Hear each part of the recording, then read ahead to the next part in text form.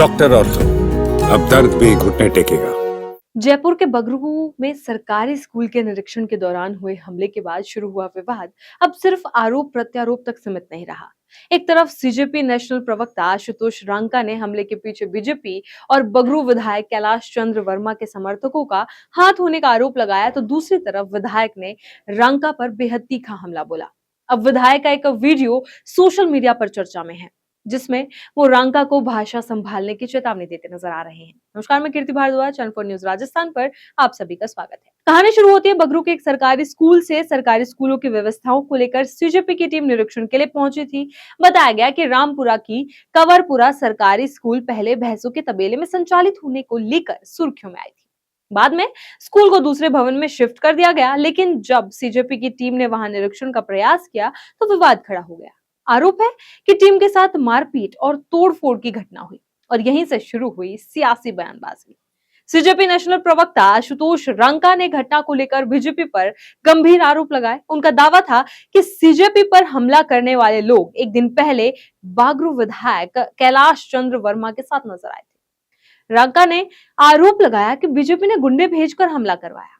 इन आरोपों के बाद मामला और गर्मा गया। अब बगरू विधायक कैलाश चंद्र वर्मा का एक वीडियो सामने आया है, जिसमें उन्होंने आशुतोष रांका पर पलटवार करते हुए उन्हें अराजकता फैलाने का आरोप लगाया।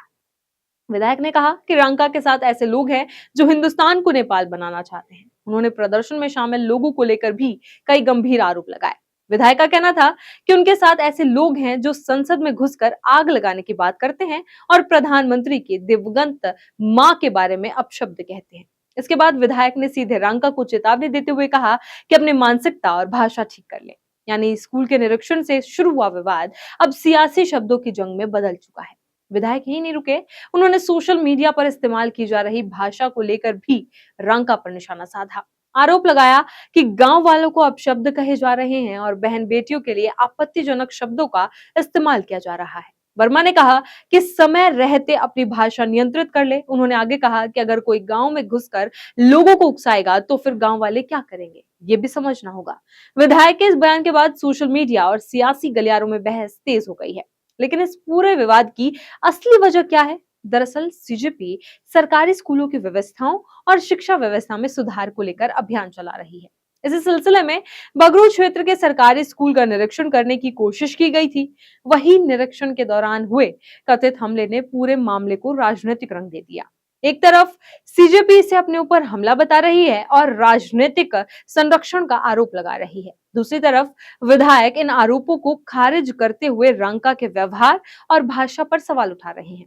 बगरू की इस कहानी में एक सरकारी स्कूल है, निरीक्षण का विवाद है, कथित मारपीट और तोड़फोड़ के आरोप हैं और अब दो पक्षों के बीच तीखी बयानबाजी। सवाल सिर्फ ये नहीं है कि किसने क्या कहा, सवाल ये भी है कि सरकारी स्कूलों की बदहाली और सुरक्षा जैसे मुद्दे कहीं राजनीतिक टकराव के पीछे तो नहीं छूट रहे। बगरू में स्कूल से शुरू हुआ विवाद अब सियासी अखाड़े में बदल चुका है। आशुतोष रांका के आरोपों के जवाब में विधायक कैलाश चंद्र वर्मा का पलटवार और चेतावनी भरा बयान सामने आया है। अब देखना होगा कि विवाद सिर्फ बयानबाजी तक रहता है या फिर पुलिस और प्रशासन की जांच से इस पूरे मामले की असली तस्वीर सामने आती है। स्कूल की बदहाली पर शुरू हुई लड़ाई अब सियासत की गर्मी में कितनी दूर जाएगी, ये देखना होगा। इसी तरह खबरों के लिए बने रहे चैनल 4 न्यूज राजस्थान के साथ। डॉक्टर ऑर्थो, अब दर्द भी घुटने टेकेगा।